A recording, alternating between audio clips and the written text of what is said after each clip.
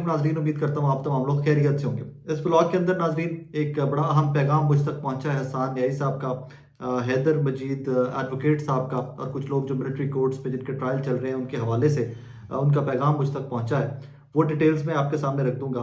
Secondly, Pakistan में election की गहमा गहमी अभी स्ट्रीट्स पे या जिस तरह कह लीजिए रोड पे या आवाम में वो जोश वलवला तो नज़र नहीं आता।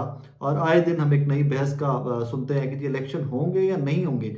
और ये पावर कॉरिडोर्स में ये बहस नहीं हो रही, ये बहस आम पाकिस्तानी भी कर रहे हैं। आप गली मोहल्ले चौक चौराहे में किसी शख्सियत से बात कर लें, किसी बंदे से बात करें कि 8 फरवरी में फाइनल इलेक्शन होने भी है ना। क्योंकि मैं भी रिसेंटली सर्विस कर रहा था जब तक पाबंदी नहीं लगाई गई इलेक्शन कमीशन की जानिब से, तो जिससे बात करते कहते फाइनल इलेक्शन होने भी है ना। तो अब ये बात जस्टिफाइड है, हम तमाम लोगों को भी ये सवाल पूछना चाहिए कि इलेक्शन होने भी है ना। इसी तरह की एक हरबा आज फिर इस्तेमाल किया गया है इलेक्शन डिले करने के लिए, उसके ऊपर थोड़ी सी बात करते हैं।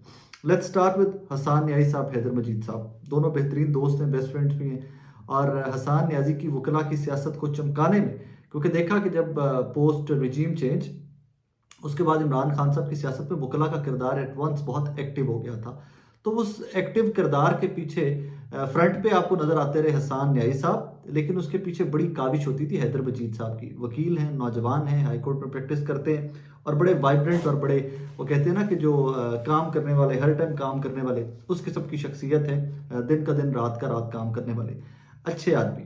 और हैदर मजीद भी हसन न्याजी के साथ गिरफ्तार हुए थे और उनका मिलिट्री कोर्ट में दोनों का ट्रायल चल रहा है। कोर्ट इस ट्रायल के हवाले से आपको थोड़ा सा बता दूं कि 104 लोग थे, 3 या 4 लोग थे जिनका मिलिट्री कोर्ट्स पे ट्रायल चल रहा था। सुप्रीम कोर्ट में भी ये केस गया था कि मिलिट्री कोर्ट्स का वो कहानी क्या हुई क्या नहीं हुई, काजी साहब ने क्या किया, उसके बाद बेंच ने क्या किया, तमाम चीज़ें आप लोगों के सामने हैं। लेकिन इसमें इमरान शफकत साहब हमारे भाई हैं, हमारे दोस्त हैं, उनकी खबर है।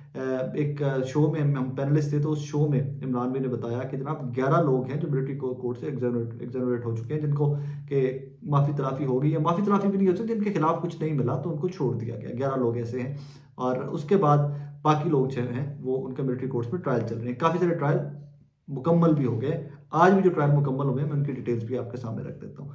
30 के करीब लोग हैं जिनके ट्रायल लाहौर में चल रहे हैं, जहां पर रखा जाता है इनको, जिस भी जगह किसी जगह पर रखा जाता है। और ये जेलों में नहीं है। हसन न्याई साहब या बाकी जो 29 लोग हैं ये जेलों में नहीं है। इनमें से आज हैदर मजीद साहब, एडवोकेट हैदर मजीद का ट्रायल मुकम्मल हो गया है। और इसके ऊपर फिर वही के ट्रायल मुकम्मल होते ही इनका फैसला नहीं सुनाया जा सकता था। ये ट्रायल कोर्ट आगे फर्दर चलकर फैसला सुनाएगी इनका क्या है। उनका एक पैगाम आया है, वो पैगाम मैं अब तक पहुंचा देता हूं। मुझे अभी कुछ देर पहले ही, ये स्टोरी तो शाम को ब्रेक हुई कि जो ट्रायल मुकम्मल हो गया, तो उसके बाद मेरा नाम लेके या कुछ दोस्तों तक हम तक पैगाम पहुंचाया गया कि जी हमारा ये कुछ हमारी गुजारिशात हैं, ये पाकिस्तान तहरीक इंसाफ के वोटर पाकिस्तान तहरीक इंसाफ की लीडरशिप तक पहुंचा दीजिएगा। मैंने कहा जी मैं ज़रूर पहुंचा दूंगा। सबसे पहले तो ये कि जी जो जहाँ जिन साहब ने मुझे पैगाम पहुंचाया उनके बकौल वो आज मुलाकात हुई है उनकी, वो मिल के आए हैं, दोनों से मुलाकात हुई है। कुछ और एक जड़ा वाले के साहब हैं, उनसे भी मुलाकात हुई है। और ये तमाम लोगों की बात कर रहा हूँ जिनका मिलिट्री कोर्ट्स में ट्रायल चल रहा है। सबसे पहले तो इन लोगों का 20-20, 25-25 केजी वेट रिड्यूस हो गया हुआ है, दोनों का, हसन न्याई साहब का और हैदर मजीद साहब का। और ये उन साहब ने बताया जो आज मिल के आए। सेकेंडली उन्होंने कहा जी कि उन्होंने एक शिकवा किया है कि बहुत सारे लोग जो हमारे दोस्त थे, जो हमारे बड़े करीब थे जब हम तहरीक इंसाफ की सियासत पीक पे थी, तो वो लोग हमें भूल गए हैं। तो उस पर शायद ये भी है कि मिलिट्री कोर्ट्स पे हर बंदा मिल नहीं सकता, जा नहीं सकता, तो शायद ये भी रीज़न है। और कुछ सहाफ़ियों के नाम भी, कि ऑब्वियसली सहाफ़ी भी बहुत सारे करीब रहे हसन साहब के, तो वो भी लोग शायद इतना नहीं अपडेट कर सके, वजह कि मुलाकात नहीं हो सकती थी, मिलना पॉसिबल नहीं था। अब आइए important part of the message जो मेरे तक पहुंचाया गया है, वो ये था कि जनाब वाला हम आज भी तहरीक इंसाफ के साथ खड़े हैं। हमें शायद ये भी आइडिया है कि हमें सज़ाएँ होनी है। किस किस्म की सज़ाएँ होनी है वो तो क्योंकि मिलिट्री कोर्ट्स है तो वहाँ पे उनको भी आइडिया नहीं है सच, लेकिन दे सेड इट कि हमें पता है हमें सज़ाएँ होनी है। हम मजबूती से इमरान खान के नज़रिए के साथ खड़े हैं, तहरीक इंसाफ के नैरेटिव के साथ खड़े हैं। हमने इलेक्शन लड़ना चाहा, हमें इलेक्शन लड़ने की इजाज़त नहीं दी गई। और फर्दर चलकर हैदर मजीद साहब की तो फैमिली जो है, उनमें से उनके भाई, उनके वालिद, उनके नॉमिनेशन पेपर फाइल किए गए थे। पहले उनके ऊपर कुछ एतराज़ लगे और उसके बाद वो एतराज़ात जो है वो हटा लिए गए। बट फैमिली, हैदर मजीद साहब, हसन न्याई साहब, वो फर्मली पाकिस्तान तहरीक इंसाफ और इमरान खान साहब के साथ खड़े हैं। मैं फिर से बता दूं कि वेट रिड्यूस 20-25 केजी बताया गया मुझे। उसके बाद उनके नॉमिनेशन पेपर्स के साथ क्या होता रहा वो तो हम रिपोर्ट करते रहे कि वो लड़ सकते हैं नहीं लड़ सकते, तो दोनों इलेक्शन नहीं लड़ सकते एज ऑफ नाउ। लेकिन उनकी फैमिलीज जो हैं, हैदर मजीद साहब की फैमिली जो है एटलीस्ट, वो इलेक्शन लड़ेगी। और आज हैदर मजीद साहब का ट्रायल मुकम्मल हो गया है। हसान न्याई साहब का ट्रायल आइंदा चंद दिनों के अंदर मुकम्मल हो जाएगा।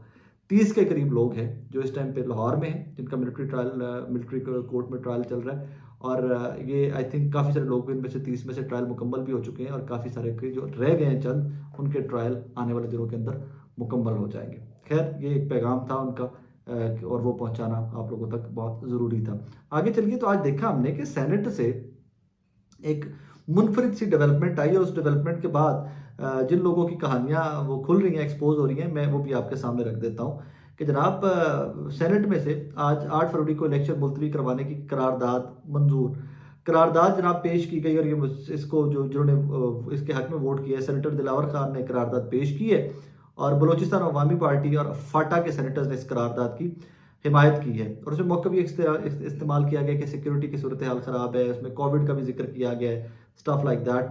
और इसमें अब इम्पॉर्टेंट बात क्या है उस पर आते हैं, थोड़ा सा जल्दी उस पर आ जाते हैं कि वक्त पर इलेक्शन करवाने थे तो खैबर पख्तूनख्वा और पंजाब में कराते। मुर्तज़ा सोलंकी इंतखाबात से पहले सिक्योरिटी सूरत हाल बेहतर करवाएं, लोगों को ना मरवाएं। रहनुमा बलूचिस्तान अवामी पार्टी सेनेटर कोदा बाबर। ये बिल्कुल कि मैं हमेशा से कहता आया था कि ये चीज़ इनके पेटे पड़नी है कि जो केपी में और पंजाब में इन लोगों ने इलेक्शन नहीं करवाए, तो पीपल्स पार्टी ने मुखालफत की, करारदादों पे करारदादे पेश की जाती रही। और आज पीपल्स पार्टी क्या चीज़ थी कि कह रही है हम इस करारदाद के मुखालिफ हैं। नून लीग ने इसकी हिमायत नहीं की। एक वाहिद senator at that time Pakistan Tehreek Insaf का सेनेटर में मौजूद था, हमारे रिजर्व सीट का वो सरदार जी हैं, और सरदार जी का नाम है सेनेटर गुरदीप सिंह। उन्होंने मुखालफत की है करारदाद की। एक सेनेटर उस टाइम के ऊपर पाकिस्तान तहरीक इंसाफ के मौजूद थे। अब इसके ऊपर दूसरे रुख के ऊपर आ जाइए, ये इसके ऊपर भी नून लीग भी मुखालफत कर रही है। जब लतीफ साहब भी कह रहे हैं कि बैक डोर से, और वो ये कहानी है, ये वो तमाम लोग हैं, याद रखिएगा, कि जिन्होंने केपी और पंजाब में इलेक्शन नहीं करवाए थे। ये बरसर इक़्तिदार थे, इन्हीं के कंट्रोल में सारी चीज़ें थी, और ये इलेक्शन से भागते थे, और ये बड़के मारते होते थे कि नहीं कराते इलेक्शन, जाओ अब हम इमरान खान के कहने के ऊपर इलेक्शन करवाएंगे।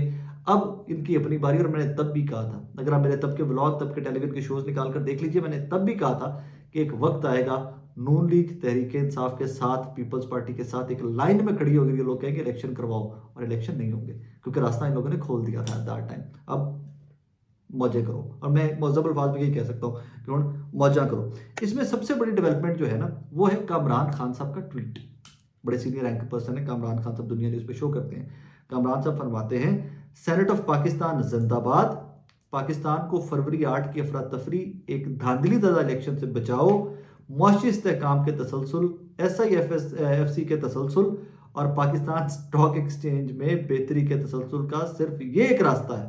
पहले अंदरूनी इत्तेहाद पैदा करें, साफ शफाफ इलेक्शन का माहौल बने, फिर हो जाए इलेक्शन। अभी सिर्फ मईशत बहाली का मिशन जारी रखें, पाकिस्तान जिंदाबाद, कामरान खान साहब कहते हैं। अब कामरान खान साहब किन हलकों का पैगाम आपको तक और मुझ तक लेकर आए हैं, मुझे आपको बताने की जरूरत नहीं।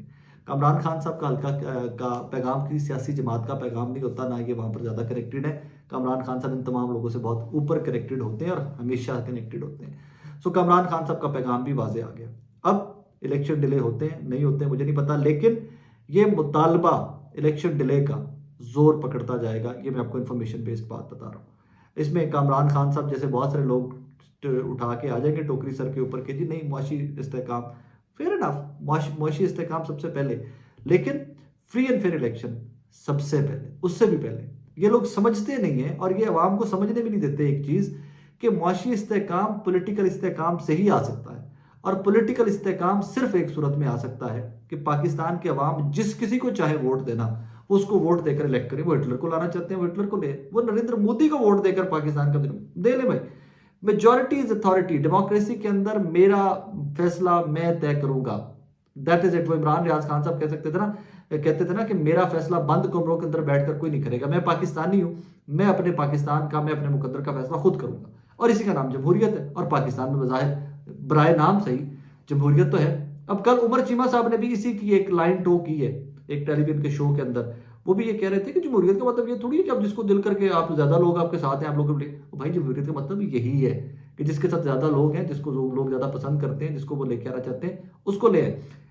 सेनेट की इस करारदाद को ईजी मत लीजिएगा। इसमें तमाम सियासी जमातें जो माजी के पंजाब और केपी के इलेक्शन में भागते रहे ना इलेक्शन से, अब उनकी अपनी दौड़ का वक्त आ गया है। मैं बार बार इस चीज़ के ऊपर बजिद रहा हूँ कि इन तमाम लोगों ने एंड में आपके और मेरे सामने झोलियाँ उठा के जमहूरियत का चूरन बेचते हुए आना है कि हम जमहूर पसंद। और तब जब ये 90 रोज़ के अंदर इलेक्शन पंजाब और केपी में नहीं करवाते थे तो तब ये मुँह हम आप मुझ जैसे बेवकूफ़ों का मजाक उड़ाते थे कि जमहूरियत क्या होती है, क्या होता है आइन, क्या होता है 90 रोज़ के अंदर इलेक्शन नहीं होते तो फिर क्या हो जाएगा। तो अब इनकी अपनी बारी आ गई है रोकने की, चीखने चिल्लाने की। बहरहाल ये बहुत बड़ी डेवलपमेंट है। सेनेट में से सेनेटर्स का वाने बाला में से खड़े होकर सेनेटर्स का इस तरह की करारदाद ले आना, और फिर ये आज कहते रहे, नून लीग कहती रहे कि जी हम इसकी मुखालफत की है, आज ये कहते रहे पीपल्स पार्टी वाले कि हम इसकी मुखालफत करते हैं, बट माजी में आपने 90 रोज के अंदर पंजाब और केपी में इलेक्शन ना करवाने की मुखालफत नहीं की थी। लिहाजा मैं आपके किसी भी टकोसले के ऊपर, मैं आपकी किसी भी दलील को मैं पाकिस्तानी होने से होते हुए मानने से कासिर हूँ। मुझे एतबार ही नहीं रह गया आप लोगों का कि आप लोग वाकई पाकिस्तान के अंदर आइन और कॉन्स्टिट्यूशन और लॉ कानून इन तमाम लोगों की के ऊपर अमल दरामद की बात करते हो। मैं ये मानने से कासिर हूँ, मैं मानना चाहता हूँ, क्योंकि आप ही मेरे मुल्क को रिप्रेजेंट करते हो, आप ही लोग इलेक्टेड होते हो या सिलेक्टेड होते हो या चुनतखब होते हो या मुंतखब होते हो।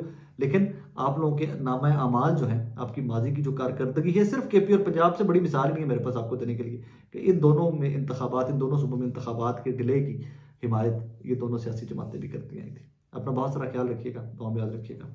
अल्लाह हाफिज़।